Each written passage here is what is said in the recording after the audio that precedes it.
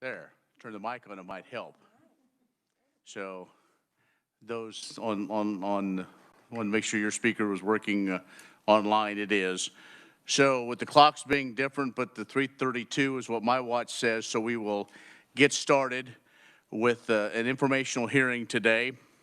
And the reason why we're doing this is the grain commodities are required in statute to give their presentation to the appropriate ag committees in both the House and Senate. And the beef industry is important to the state of Kansas. And so I thought, well, the reaction we received from you all from the grain commodities, we wanted to have somebody from the Kansas Beef Council come and talk about beef, what's going on here with promotion, education, and so on, and maybe give you an opportunity to ask some questions, answer some concerns maybe.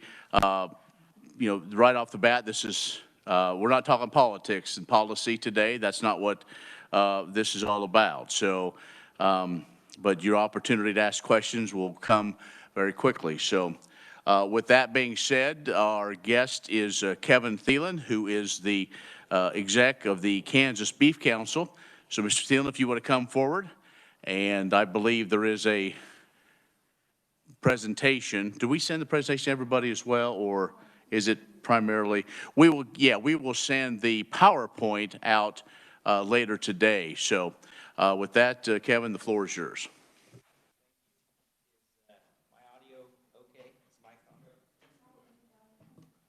That's probably better. Thank you. Ken, thank you very much. Members of the committee, thank you very much. Really appreciate this opportunity to come stand in front of you. And agriculture is something to me personally that's very precious. And so really value what you do and the good work that you do for us. Ken did ask that I give an update on the Kansas Beef Council. And I guess I'll start with in the beginning. And in the beginning, this is a photo from 1972. There was consumer unrest related to commodity prices, and beef was one of those commodities that consumers were upset with. Something similar, I think, to what we've went through, where we had outside factors that just influenced the markets and raised the price that consumers were paying. It was a pretty substantial increase that hurt demand, and then ultimately the year later, as that demand was hurt, you had the supply there and there was no demand, and so cattle prices fell. And it was at that time that leadership of the Kansas Livestock Association, cow-calf producers, stocker operators, feed yard operators decided that they needed an entity that was going to focus on the consumer. And the Kansas Beef Council was created as part of the Kansas Livestock Association. We were created as a council and actually collected a voluntary assessment starting in 1973. Then as you move forward, as Ken mentioned a little bit, we operate under a federal law. That was part of the '85 Farm Bill. There were states already in existence, and to accommodate those structures, you had a law that was written to try to grandfather in some of those structures. There was a handful, maybe even a dozen states that were similar in nature and that were there prior to '85. Ultimately, the law was then voted on through a producer referendum.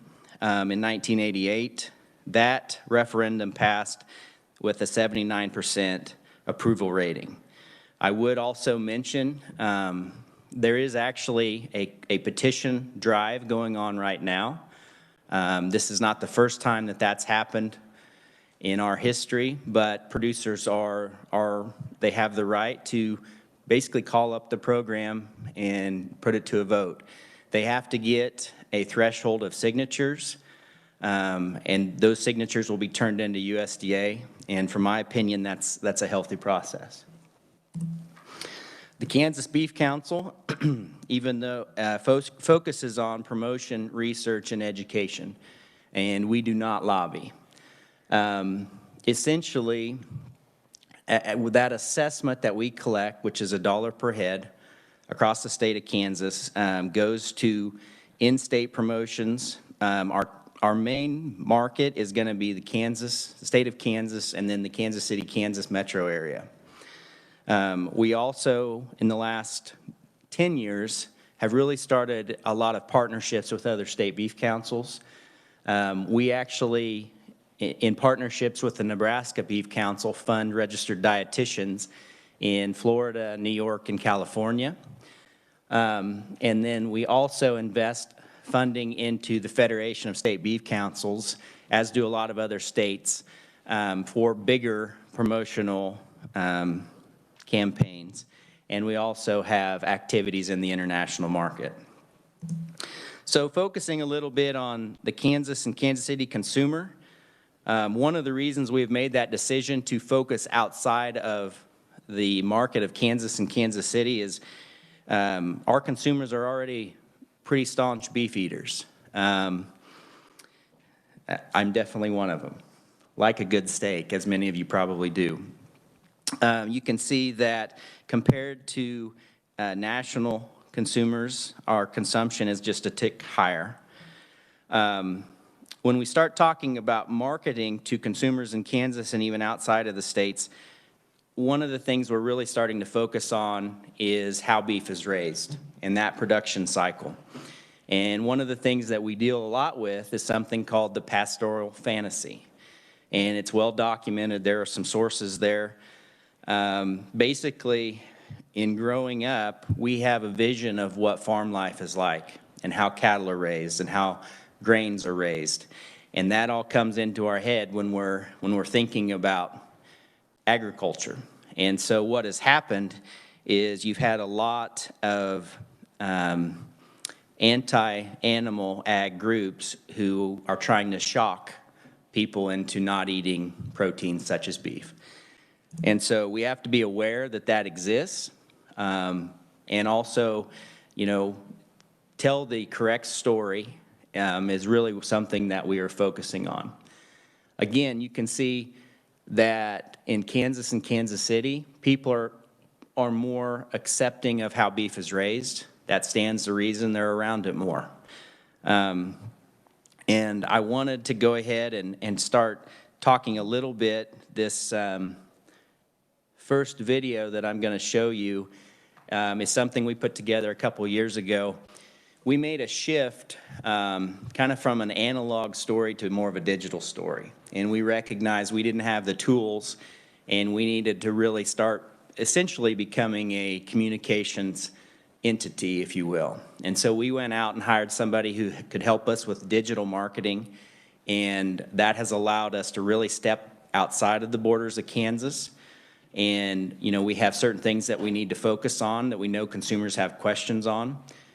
This is a video that is highlighting Flint Hills burning. And at the time we did this, we actually pushed this to consumers in the Lincoln, Nebraska area because, as many of you probably know, that's a consumer base that realizes when Flint Hills burning season is.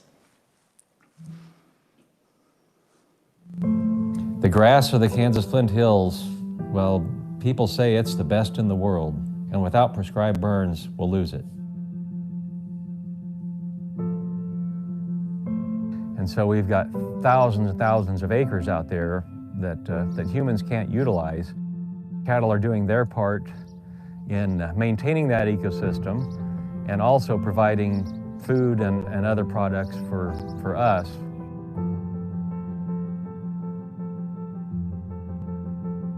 I'll check the grass prior to burning, get down on my hands and knees and find a clump of grass and just dig through there. Research has shown that you wanted a sprout from 1/2 inch to 1.5 inches tall so that you can burn that grass. It's growing quickly, it'll recover quickly, and within about 5 days you'll have a nice stand of green grass.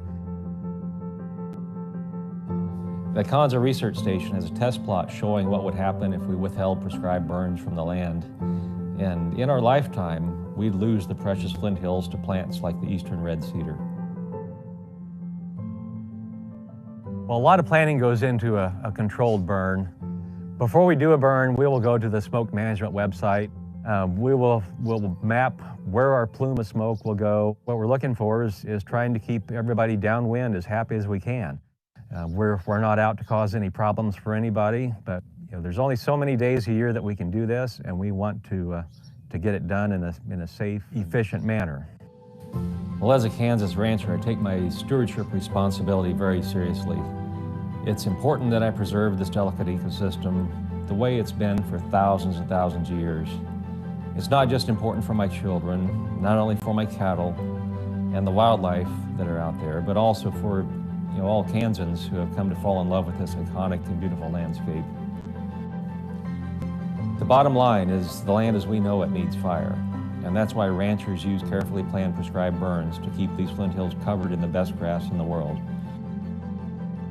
I'm not sure I'd want to see it any other way.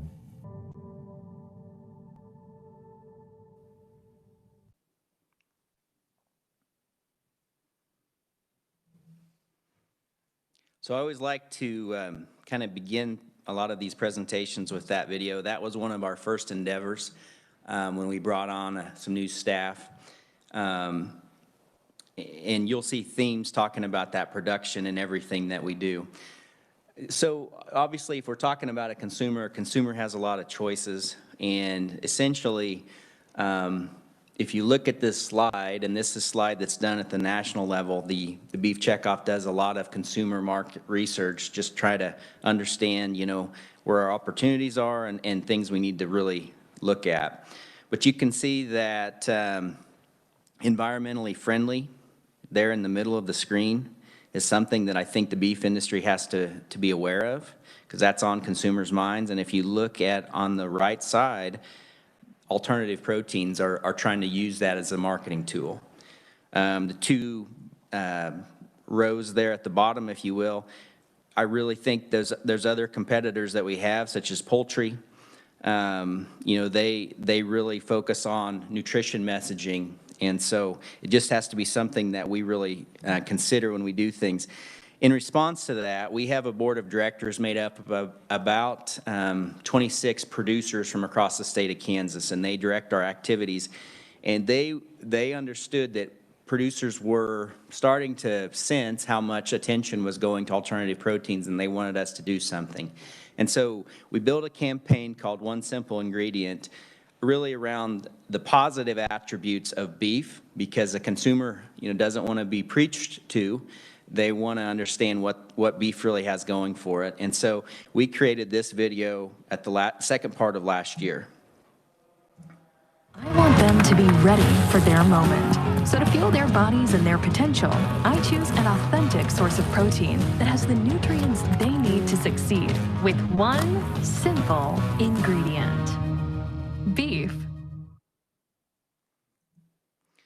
So we had pretty good success with that. We've been able to share that with a lot of other state beef councils to get that into other consumer markets, using it on Pandora. Right now it's going on connected TV, so you'll see it if you stream ESPN or things of that nature. But that's all based in nutrition research that we've done. We have a registered dietitian on staff. This is Abby Haderi. Abby lives in Olathe.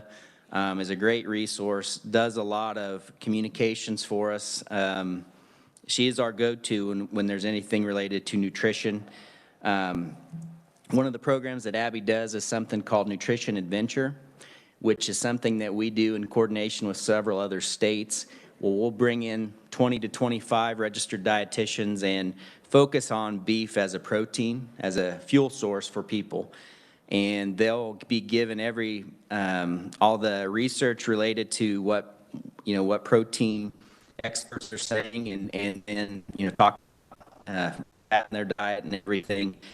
But also, there's always a message of production and how cattle are raised. Abby does a great job for us. I'll share this. This is a video from a couple years ago. We do have to respond to negatives, and there was an IR report a couple years ago that had a lot of research done review some of the claims that were being made. And this is Dr. Caitlin McNeil, who's a PhD nutritionist and does a great job for us, and Abby works a lot with her. Going back, another thing that we really focus on is we started a beef team, essentially marathon runners who, there's about 1,000 of them, and frankly, we've stopped letting people join because we've had such a great response, we don't have the funding for it. But basically, these are athletes who recognize they got to have protein such as beef to finish that marathon, to run that race. And so it's been a great outreach tool for us, and it's really done quite well. We do have a beef certificate program where we will work with FACS teachers across the state of Kansas, and actually we will purchase beef for those classrooms so that those kids can learn how to cook beef, because that, as you guys know, school funding is not always what those educators need. And so this has been a very successful partnership for us. We've been working in conjunction with Kansas Corn to extend our funding so our reach can be improved, but you can see the schools that we're reaching there. I want to go back and talk a little bit more about production. And you can see that sometimes consumers, I think, get confused related to beef as a protein source compared to, how beef is raised. And again, that's that overarching theme. Focusing on family is something that's important to us. And this is something that we rolled out in 2019 that I wanted to share. My name is Shay. I've been ranching for 4 years. I'm pretty much a pro right now.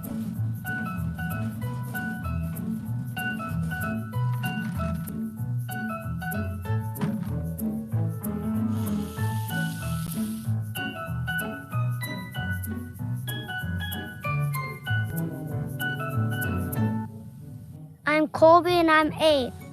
And I have 2 heifers. One of them is Sweet Caroline, and the other one's Jenna. I made up that name. Pretty cool name, I think. Living on a ranch is really fun. I get to be outside a lot. I've learned a lot of things about cattle, what kind of breeds there are. We got Herefords. Herefords are really tame, calm. They let you pet them a lot. They have a good disposition.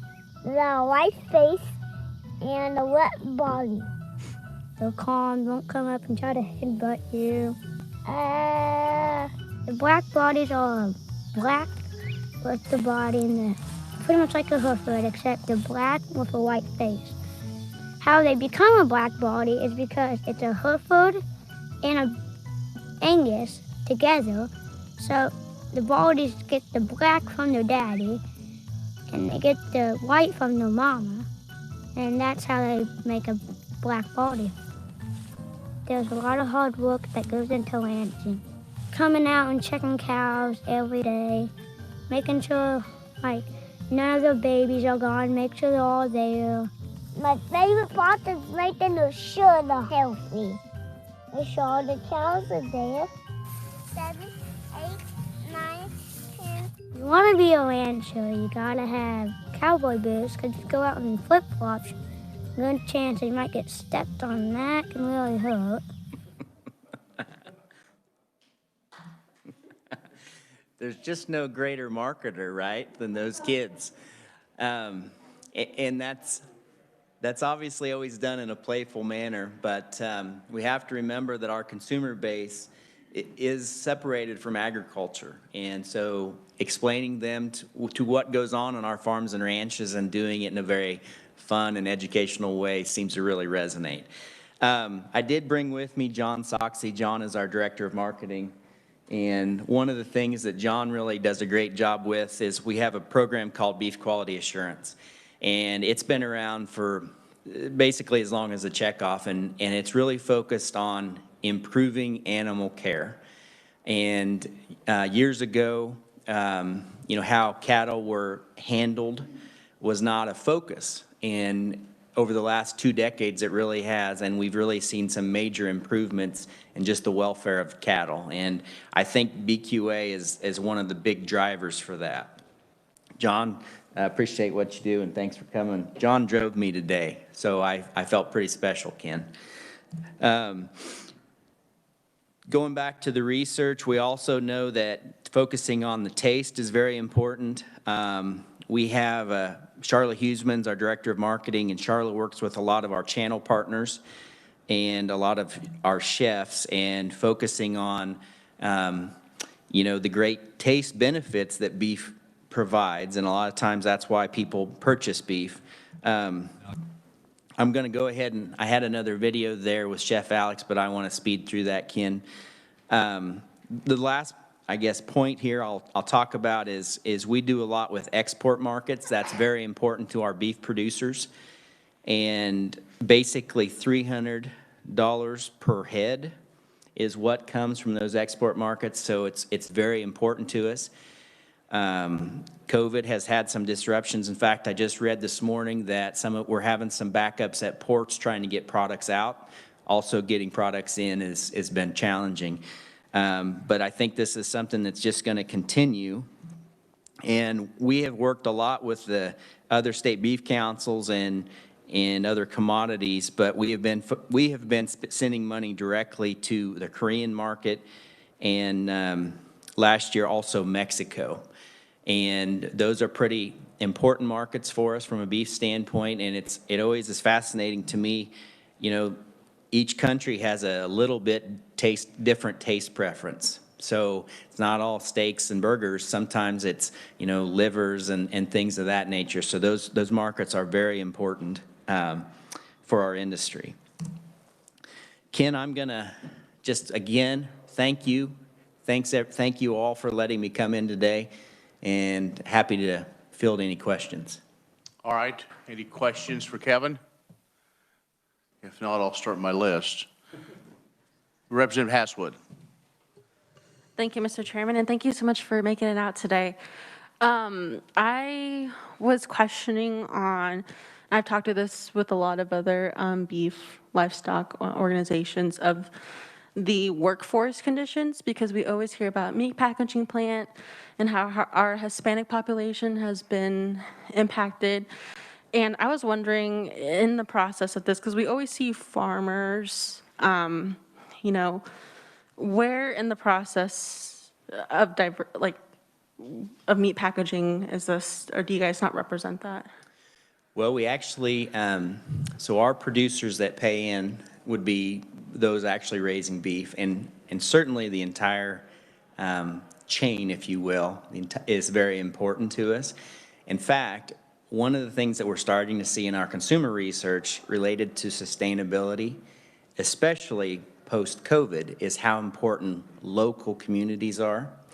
And I think that speaks to exactly what you're talking about. And I think in future activities, you're going to see that, to really focusing on kind of the whole picture, if you will. Thank you so much. If I can add just one more thing. I think that would be a great part, just to show that. And I know as a person of color, I didn't really see myself in the marketing of this. And I think the population you're thinking of who is doing the subsistence protein is probably my age group. I'm 26. Doing something a little bit, I guess, more culturally in that aspect would be really great to see. Just my comments, but thank you so much for being here today, all of you. Okay, other questions? Representative Fairchild. Thank you, Mr. Chairman. You had mentioned how much beef we export, but I was also wondering about the imports. So my question is just, how much beef do we import into the United States? That is an excellent question. So, and I can't probably quote facts and figures for you, but what I can tell you is the type of product that we're bringing in is primarily going to be lean trim. And so what that is that's going to come from a grass-based country such as Brazil.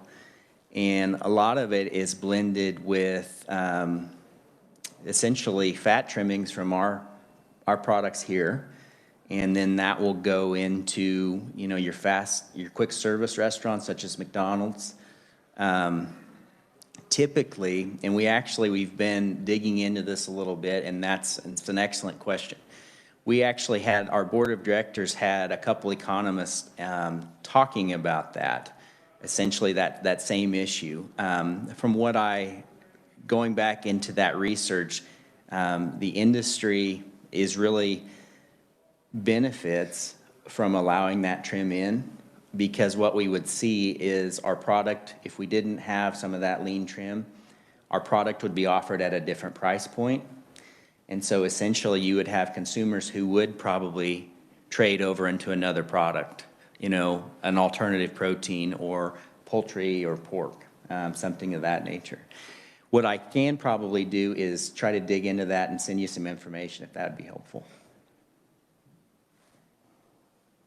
All right, yeah, I think that would be interesting on those breakdowns. Other questions? Representative Murphy. Yes, thank you, Mr. Chairman. Just curious, you do a great job and appreciate the presentation. I assume you work on the idea of promoting like Kansas beef primarily and U.S. beef in general? Is it? Yeah, that's actually, that's an excellent question again. So we really, we focus on Kansas beef producers, I mean, because that's our clientele, if you will. The program is designed to be generic in focus. So essentially lifting, you know, a rising tide lifts all boats, kind of that philosophy. Related to the petition that I referenced, that is coming out of South Dakota Livestock Marketing Association, that is one of their core issues, is being able to quote unquote market U.S. beef. You know, I raise cattle myself. I think we do a great job. So I would certainly, I'd be in favor of that. But at this point, the law doesn't allow it. Maybe we should do something about that. Thank you very much. Sure. And that's, you know, one of the reasons why we have this discussion is to start these. Representative Jacobs. Thank you, Mr. Chair. With the beef checkoff, when we're paying that $1 a head and we're importing, are those other nations that are contributing to our beef products here, even though if I throw a load in on the trailer and bring it in, you know, the prices that I'm receiving or the cash is kind of dismal, and then I go to the grocery store and that's not cool. But anyway, we won't get into that. So are these other 22 nations, are they contributing in any way how we are contributing to the beef checkoff, or what's going on there? Yep. Excellent questions. That's an excellent question. So actually there's about, in total, the beef checkoff, our funding is about 70 to 77 million, and that varies year to year. Obviously that's based on cattle numbers. Kind of year in and year out, it's about $7 to $8 million that actually comes into our program from exports. And I believe that goes through a U.S. trade organization. I can't speak to the exact organization, but it's based on a formula. So if a pound of beef comes in, they pay an equivalent amount. Thank you, Mr. Chair. Do you have a list off the top of your mind, or that you can give us? What are these nations that, and what are their regulations? You know, I'd like to think that here in the United States, there's individuals in this room who that's their secondary living or their primary. And, you know, I would like to think that we as Kansans, as Americans, we produce the more superior beef. So what are these other nations, and what makes them think that they can come to the table here and compete with us? Excellent question. So from a product standpoint, about 96% of the beef that we would consume here would be produced domestically, okay?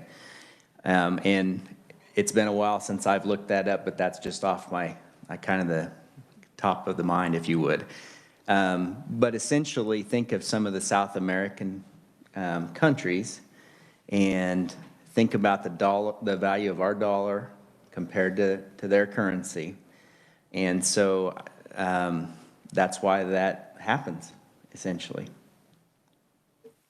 So, but you as the USA beef checkoff are promoting our beef more than you are promoting their beef, correct? Well, for Kansas, I would say that's true. Okay. Yeah. Thank you, Mr. Chair. Okay. Before we, I don't know who else is set up with questions, and that's fine. We can have this discussion. Let's get to the crux of the matter. A couple of our plants are owned by foreigners, especially one from Brazil. They've been in the news recently, quite a bit, on and off. JBS. A lot of people have a problem with JBS because of what it is, and what people want to believe, what so on and so forth. Can you address that? Again, I don't want to get on the political side of it, but talk about that, and because there is some concern. I mean, we know that some of that trim is put into hamburger for the fast food market, but we also see sometimes they're, steaks, other cuts. Just kind of explain that relationship.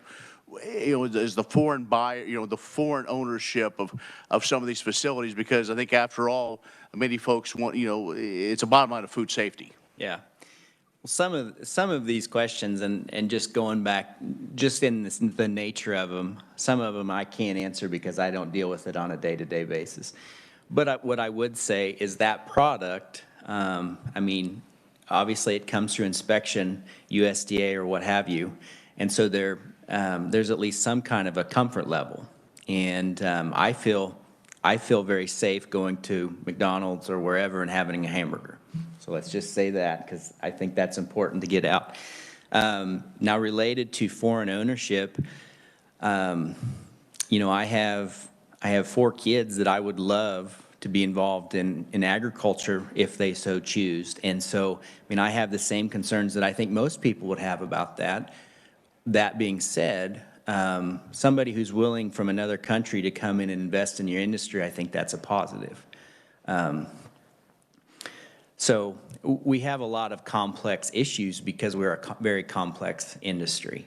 And, I love what I do day to day, and I think, I don't know that I can speak to a lot of that, Ken, because I think that starts getting to policy. I understand, and I think this may trigger to maybe see if Dr. Tonzer from K-State can come over and talk about, from a standpoint of I agree, Representative Jacobs. I mean, where we see cash cattle prices right now, we're in about the 5th week of $114 a hundredweight, and box beef is $238, $248. I mean, come on. Mm-hmm. Not everybody's out eating steaks or whatever, and so there's something that doesn't compute. And honestly, to use somebody like that in land-grant university, that hopefully they come, and buy. It's not that, but you understand what I'm saying. I think to get that to that. So, other questions? Ken, let me respond to that just a little bit, because I think as an industry right now we're going through some changes there. From a checkoff standpoint, early on, you have to remember, we grappled with, Joanne Smith is her name, and she was one of the first chairmans of the Cattlemen's Beef Board. And I've talked with her about they really thought through the structure. Our structure is producers in nature, and I think what you're talking about is kind of sharing the consumer dollar all down the chain, and I think that is a big issue. Mm-hmm. The checkoff, I mean, we're focused on consumer demand because that's how it was designed to be. So I don't want to make light of any of the issues because I think they're pretty big in nature. Until we start with the ability to change what we can do with our checkoff, I'm a big believer in branded beef programs. I think there are some branded programs out there that are allowing producers to capture more dollars. So I think there's a lot that we can do. All right, let's talk about a couple other things that that caught my eye. I saw on social media. I think you had a release out a week or two ago on using oh, no, not hot pots, what are they called? The little Instapots. Yeah. Instapots, and I don't know why, I guess I got it. I don't know, maybe I must have went to the grocery store or something, but, talk about those things, this one ingredient, really trying to focus on, yeah, I think obviously in the beef industry, the obvious thing is kind of ding the poultry industry, I would guess, as far as, to find that center of the plate, if you will, if that's the right term. So we do know, and I probably skipped over this, that, one of the things that consumers love about beef is the taste. And one of the things that we do know is that they're constantly looking for new recipes. So any technology that allows you to do it quicker and still have that real taste, I mean, that's a real benefit. And so with those Instapots, we've really seen that just went wild after the first of the year. And Scott Stebner, who does a lot of our digital marketing, he had the foresight to kind of see that was one of the biggest Christmas gift items. And so that's why he put content out there to try to get in front of that. And I don't know whether if the checkoff has a role in this, but we have seen over the last year kind of a rebirth, if you will, of farm or ranch direct marketing. Mm-hmm. Whether it be I mean, obviously, I think many of us, a lot of us, and we've done the same thing, buy our meat because the meat we get from that one that grows it, that we know or have that relationship with, I think it even does taste a little better. And I know there are a few in the room that do that as well. And so, is there, what's the role of the checkoff in that? Because it looks like that people I've talked to, kind of what we do post-COVID is that's still a thing. For people wanting to know where that food comes from, where the produce or proteins. And so, what role would you play moving forward? So we actually, middle part of last year, launched kind of a beef portal, if you will, and we started reaching out to producers who sell direct beef and put them on our website, and then also have put some funding on the backside of it to try to connect buyers and sellers to get their messages in front of consumers. One of the things that we do focus on is, making sure they're not disparaging. One producer's better than the other. We have to stay kind of in our lane. But we've seen a great response to that. And a lot of the small processors, if you talk to any of them, I mean, they're booked through 2022.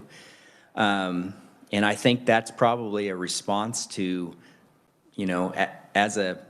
I have a pen of cattle right now trying to decide where we're going to go with them. I think that's a response to some of the margins maybe you're talking about. So, opportunities typically follow. So I think that's been a good thing for the beef industry. I would think that trend is going to continue. Sure. Well, I found it from one of my friends that lives in Wichita. He's got some young kids, and they were going to go out to eat, and she said, "Well, why? Just go get it and bring it home." They're maybe that's next generation, and so it's going to be interesting. And if you done any research along that line through the pandemic when you were able to do that delivery or pickup? Are we as Americans eating as much steak, or is it what is that really changed much?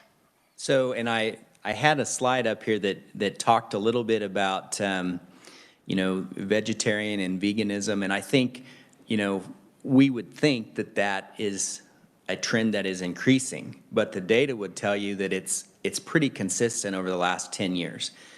Generationally, so the millennial is our key market right now, and social causes, think of Nike, think of Apple. I mean, brands are recognizing that they need to have a platform essentially, and beef is going to be no different. So yes, I think we're seeing some differences generational. What we typically see is younger consumers, right?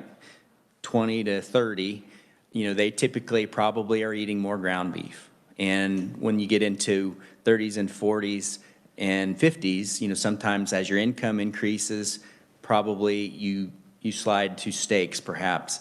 So the data would say that, but for the most part, demand right now has been really strong. Going into COVID, everyone was nervous. I think going back to the Instapot, people really went home and cooked. And that was good for beef demand. Okay. Representative Jacobs, and then Thank you, Mr. Chair, again. And I do want to comment on your little kid video. That was classic and good. I could see my little one saying stuff like that. What are your thoughts, just an open thought, put you on the spot, like country of origin labeling and such, where it's, here we are, again, promoting U.S. or Kansas beef or labeling? So again, the Kansas Beef Council doesn't really have an opinion on that.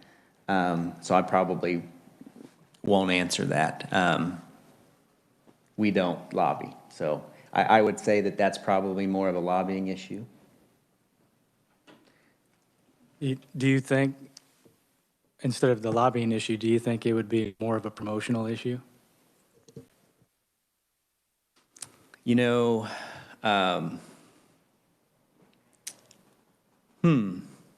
What's my opinion of country of origin labeling? Again, I don't have one. So we're done. Thank you. Representative Hsu. Thank you, Mr. Chair. Thanks for being here. I'm having a little bit of dueling thoughts on this question, so I guess I'll just throw it over to you. So the first part of it is you said that people, and especially my district, are separated from agriculture. And it strikes to me that there is maybe some opportunity from a marketing standpoint. It seems like that's what you do to kind of get people out to the farms and kind of see how these cows are raised, have some wine with it, have a good time. I think there's a lot of opportunity there. I don't know that people need to see a cow get slaughtered or anything like that, but you can sell the pastoral part of that. The other dueling part of me, though, is also thinking, maybe people being separated from agriculture probably increases demand for the product to a certain extent. I can imagine being there and seeing the cows might diminish demand, might cause people to think a little bit more about the feelings of the cows. So I'm just kind of your general thoughts about those dueling thoughts. So again, excellent question. I would have to say, I have 4 girls, and involved in 4-H, and those programs have been great. I think it is something you have to think through. The fact that you're raising an animal that ultimately is a food source, and so I think you have to, come to a point where you're okay with that. A lot of, again, going back to the data, a vegan or a vegetarian, a lot of times that's how they get to that point, right? Is that same question. And I can certainly respect that. I love what our producers do with natural resources. And, I think as we have a world that's growing in population, I think beef is a great place to get a good quality protein source from, grass that as humans we really can't consume. Okay. Any other questions? Anyone online with a question? Representative Minix. I appreciate your presentation. Some of us in this room are producers. Everyone in this room is a consumer. We're projecting, 7 to 9 billion people in this world in a few years.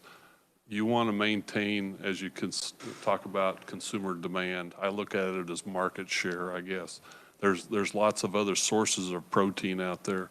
I really appreciate your efforts and the producers' contribution that allow you to make those efforts to improve our industry and hopefully our lives as producers and consumers alike. I'll just leave it there. Thank you. Okay. Representative Featherston. Thank you, Mr. Chair. So I think it's awesome where it says, 93% of beef farms and ranches are family owned. Obviously, that's the backbone of the Kansas economy. Does that reflect number of farms or production? Because I guess I have a lot of concerns about corporate farming pushing out the family farm, maybe when they're not ready to be pushed out. If people want to sell their farm, that's their business, not mine.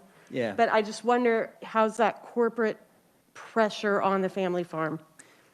A good question again. And, I would say that for the most part, family farms are the backbone of a lot of our producers. And the truth of it is some family farms are corporate farms. So it's kind of hard, I think, you all would know better than me that, there are reasons that a person would incorporate, right? But yeah, most of our farms are family owned. So is that number or production? So I think that 93% of I think that's number of family farms. Okay, all right, thank you. All right. Anything else? Any other questions? Mr. Chairman, Yes, Representative Seibert. Representative Seibert, been trying to raise my hand here for quite a while. Oh, This was to follow up on a question by Representative Jacobs. I was wondering if there's any way, can you hear me? I'm sorry. Yeah, yes, we can hear you. Okay. I was wondering if there'd be any way we can get a report on the checkoff on how much those other countries are actually sending over here to help fund all this here or whatever. We have a better chance of seeing you now. We had his presentation still up. So you might want to repeat that question because we were trying to get that off so we could have a better chance of seeing when you raise your hand. So. Oh, okay, no problem. Yeah, go ahead. Yeah, there we go. Go ahead. This was a follow-up question for Representative Jacobs' question about the checkoff. And he gave us a basic number that he thought it might be.